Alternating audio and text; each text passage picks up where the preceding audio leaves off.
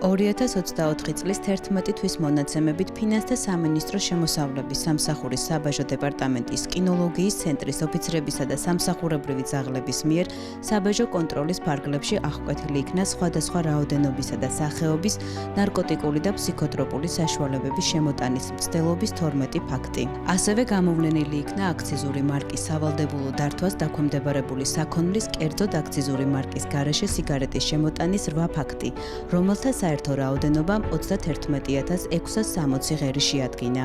სამართალდამტყვევ მოქალაქეებს აღნიშნული კონტრაბანდული საქონელი წინასწარ მოწყობილ სპეციალურ სამალავებში ჰქონდათ განთავსებული. აღსანიშნავია, რომ მიმდინარე წელს საბაჟო დეპარტამენტს უკანონო თამბაქოს ნაწარმის აღმოჩენისთვის გაწვრთნილი 4 ფეხა ახალი მცველები, ბელგიური ნაგაზის ჯიშის ძაღლები დუგო, სონია, კაოსი და დექსტრა შეემატნენ. მათი დახმარებით საბაჟო გამშვებ პუნქტზე სარფი კონტროლის პროცედურების განხორციელებისას გამოვლენილი იქნა არადეკლარირებული 8660 ღერი სიგარეტის შემოტანის 5 ფაქტი. ქვეყნის მასშტაბით სხვადასხვა გამშვებ პუნქტებსა და საბაჟო კონტროლის ზონებში 51 სპეციალურად გაწვრთნილი სამსახურებრივი ძაღლი და კინოლოგ ოფიცერი 24 საათიან რეჟიმში ახორციელებს სამსახურებრივ მოვალეობას და იცავენ საბაჟო საზღვარს. სწორედ მათ უკავშირდებათ არაერთი მნიშვნელოვანი აღმოჩენა.